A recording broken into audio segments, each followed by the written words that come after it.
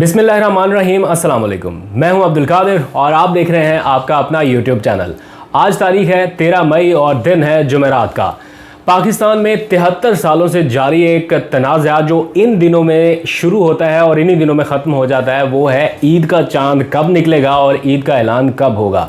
फवाद चौधरी की साइंस आज बज़ाहिर हारती हुई नज़र आ रही है और एक बार फिर ऐलान कर दिया गया है ईद का, और मुफ्ती पोपल ज़ई साहब बाजी ले गए। उनकी बात एक तरह से दुरुस्त साबित हो रही है और वो लोग जो इस वक्त सो गए हैं और सुबह उठेंगे रोज़े की नीयत से, उनको पता चलेगा कि जनाब आज ईद है। तो उन सब लोगों समेत आप लोग जो इस वक्त देख रहे हैं, सब लोगों को ईद मुबारक। ये एक डिबेट चलती रहेगी कि ईद थी नहीं थी, रोज़ा कहीं किसी ने कम रख लिया, किसी ने ज़्यादा रख लिया, ये सब कुछ मामला चलते रहेंगे। लेकिन इस सारी सूरत हाल पर ये तो मुकामी नौइयत का एक मसला है पाकिस्तान के हवाले से, जो ख़ास तौर पर इन दिनों में जन्म लेता है। लेकिन आलमी सतह पर एक और बहुत अहम डेवलपमेंट हो रही है। इस वक्त जब मैं आपसे बात कर रहा हूँ, रात के तकरीबन 12-1 बजे का वक्त है, लेकिन इस दौरान कुछ अहम राब्ते हो रहे हैं। वज़ीर-ए-आज़म ऑफ़िस में टेलीफोन की घंटियाँ बज रही हैं और कुछ बड़ा होने जा रहा है।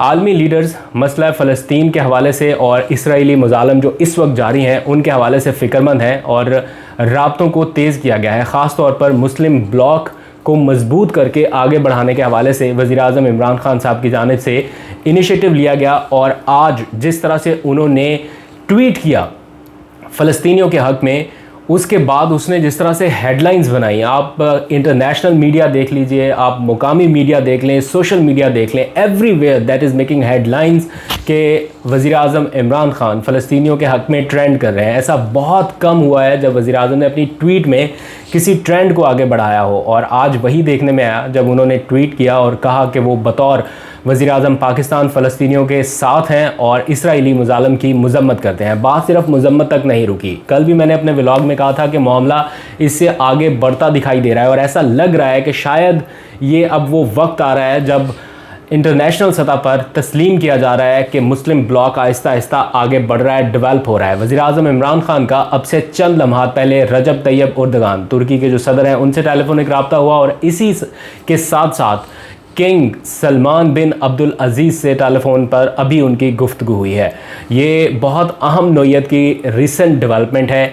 अभी कुछ दिन पहले ही वज़ीर-ए-आज़म ने सऊदी अरब का दौरा भी किया और 27 रमज़ान मुबारक से जिस तरह से मस्जिद अल अक्सा के अंदर और बाहर निहत्ते फ़लस्तीनियों के ऊपर मज़ालम ढाए जा रहे हैं, रॉकेट फायर किए जा रहे हैं और शहीद किया जा रहा है हमारे फ़लस्तीनी बहन भाइयों को, बहुत ज़रूरी था कि मुस्लिम कम्युनिटी अपना किरदार अदा करे। तो अब से चंद लम्हात पहले होने वाले इन अहम राब्तों में कुछ बड़े फ़ैसले किए गए हैं। ख़ास तौर पर यह हमला फ़ौरी तौर पर रुकवाने के लिए अपना भरपूर किरदार अदा करेगा पाकिस्तान, तुर्की और सऊदी अरब। और इस सिलसिले में OIC का प्लेटफॉर्म जो एक मुर्दा घोड़ा बन चुका है, उसमें जान डालने की ज़रूरत है। ये क्वेश्चन मार्क है कि ये कर क्या रहा है। कश्मीर के मामले पर इसकी आवाज़ नहीं निकलती, फ़लस्तीन के मामले पर इसकी आवाज़ नहीं निकल रही। वज़ीर-ए-आज़म मुलाकात करके आ चुके, लेकिन अभी तक OIC के प्लेटफॉर्म से एक भी स्टेटमेंट मेरी नज़र से नहीं गुजरी कि उन्होंने वज़ीर-ए-आज़म की मुलाकात के बाद कोई एक स्टेटमेंट जारी किया हो।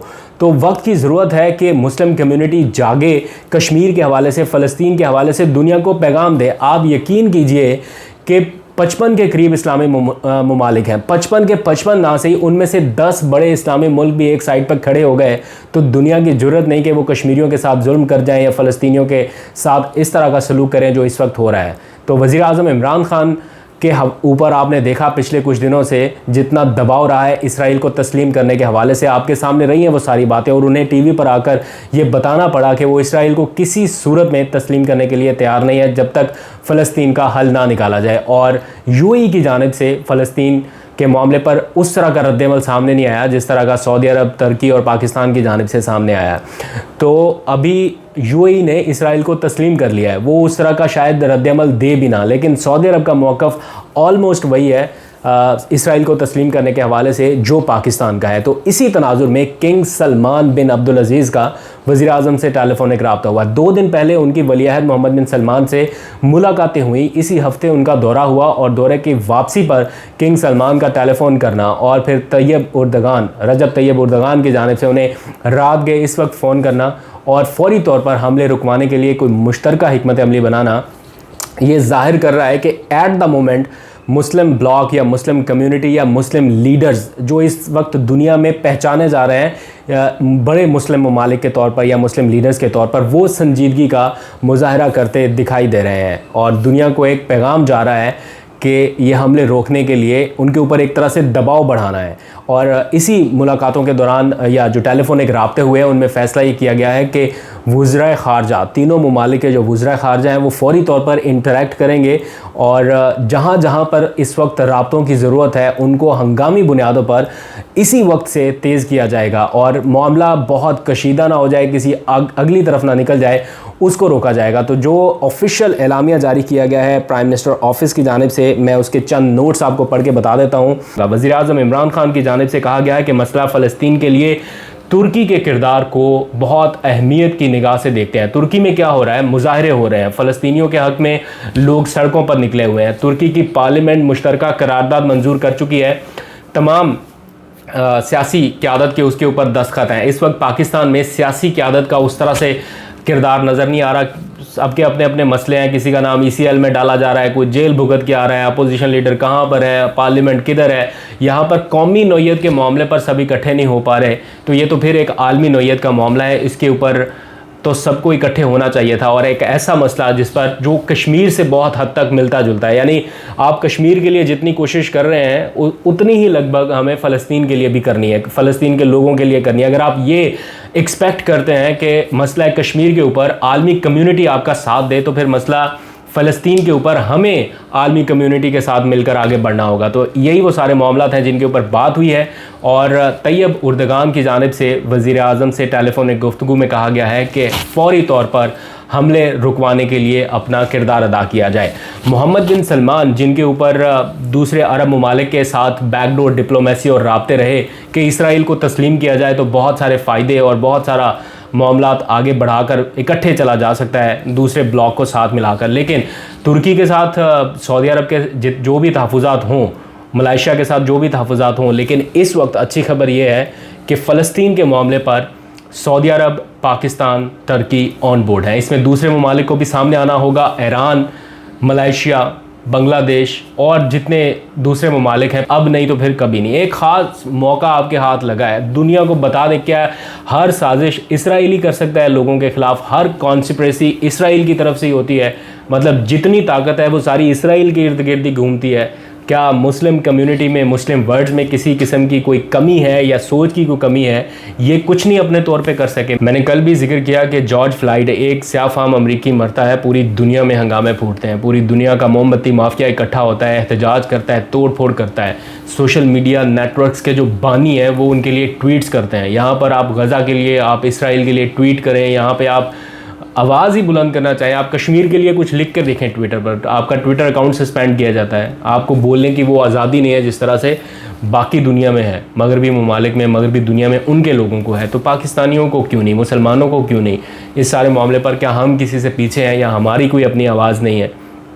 सोचने की ज़रूरत है। इस मामले पर वज़ीर आज़म इमरान खान बहुत वोकल है, उनकी आवाज़ दुनिया में सुनी जाती है, मुस्लिम लीडर्स उनकी आवाज़ को सुनते हैं और उन्होंने जिस तरह से इस मामले को लेके आगे बढ़ने की एक कोशिश की है वो फ़लस्तीनियों के लिए, कश्मीरियों के लिए और पाकिस्तानियों के लिए इत्मीनान का और फ़ख्र का बाइस है। जो टेलीफोनिक गुफ्तगू हुई है उसकी मज़ीद तफसीलात भी प्राइम मिनिस्टर ऑफिस की जानिब से जारी की गई हैं। मैं थोड़ी सी आपको पढ़ के भी बता देता हूँ। दोनों रहनुमाओं के दरमियान अफ़गानिस्तान के मामले पर भी बातचीत हुई, उसके ऊपर मैं बाद में बात करता हूँ। लेकिन वज़ीर आज़म इमरान खान की जानिब से कहा गया कि गज़ा में इबादत करते मुसलमानों पर हमला आलमी कवानीन की ख़िलाफ़ वर्जी है। दोनों ममालिक ने यह फ़ैसला किया है कि वज़राए ख़ारजा की सतह पर इस मामले पर मुसलसल राब्ता भी रखा जाएगा और जो दोनों लीडर्स हैं उनको आगाह भी किया जाएगा। अफ़गानिस्तान अमन अमल और फ़ौजियों के इनखला के, जो अमरीकी फ़ौजी हैं उनके इनखला के हवाले से भी बात हुई। तुर्की ने पाकिस्तान की हिमायत भी की और पाकिस्तान के किरदार पर शुक्रिया भी अदा किया, जिस तरह से अफ़गानिस्तान में क़याम अमन के लिए पाकिस्तान किरदार अदा कर रहा है। और इसी तरह पाकिस्तान ने फ़लस्तीन के मामले पर टर्क सदर और तुर्कियों के किरदार की तारीफ़ की कि उन्होंने जिस तरह इस मामले को लेके आगे बढ़ाया वो आलमी कम्युनिटी में एक नैरेटिव या एक मैसेज पहुंचाने के लिए बड़ा कारगर साबित हुआ है। वज़ीर आज़म इमरान खान ने ये इंदिया ज़ाहिर किया है या एक तरह से उन्होंने उम्मीद जाहिर की है कि इस सारे मसले का बहुत जल्द वो कोई पुरअमन हल निकालने में कामयाब हो जाएंगे। लेकिन इस वक्त जो टॉप प्रायोरिटी है, जो तरजीह है, वो हमले रुकवाना है, जिनकी सूरत में निहत्ते फ़लस्तीनी शहीद किए जा रहे हैं। अब तक तकरीबन 50-60 के करीब फ़लस्तीनी शहीद किए जा चुके हैं। तो वज़ीर आज़म इमरान खान की जानिब से इनिशिएट कर दिया गया है। लेट्स सी आने वाले दिनों में इसमें मज़ीद क्या क्या पेशरफ्त होती है। मैं आपको मुसलसल अपडेट रखूँगा। आज तक के लिए फ़िलहाल इतना ही। मोहम्मद बिन सलमान के टेलीफोनिक राब्ते के हवाले से मज़ीद भी कुछ तफसीलात आएंगी, मैं आपके साथ शेयर करूँगा। अपना बहुत सा ख्याल रखिएगा। आप सब लोगों को एडवांस में ईद मुबारक। अपना और अपना प्यारों का ख्याल रखिए। और ईद के पुरमसरत मौके पर जिस तरह पाकिस्तान ने फ़लस्तीन डे मनाने का ऐलान किया है, तो फ़लस्तीनियों को इस ईद के मौके पर ज़रूर याद रखिएगा। खुदा हाफिज़।